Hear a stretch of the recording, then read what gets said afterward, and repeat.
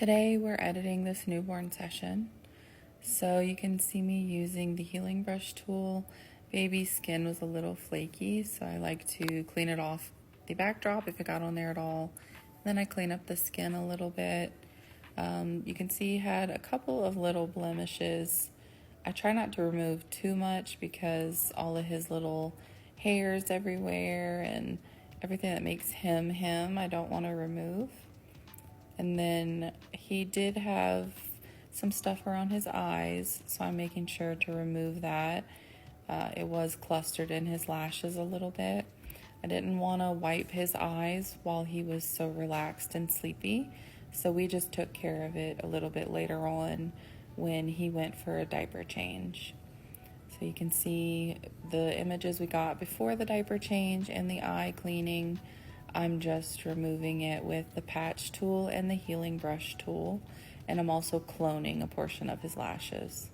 Here I'm using a color changing tool to just paint over that diaper area just so it's not such an eyesore. And then I'm running a few of my favorite actions. I use the Greater Than Gatsby actions. I have the Bohemian Rhapsody collection and the I think it's the Newborn Studio collection, something like that. Those are my favorites, and I use those in every session that I edit.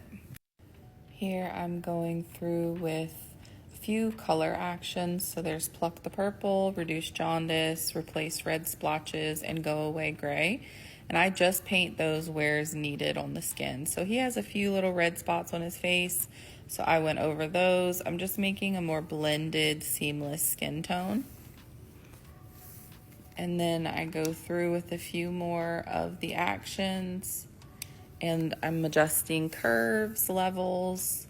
I'm using the color mixer tool to make sure the yellows and reds and greens are the way that I want them to look and how baby looked in real life. And then I do blur the background just a little above baby's head because I had a couple of lines on this fabric that I wanted to hide. I didn't feel like editing it out. And then I use high pass and I sharpen the images. And that's it.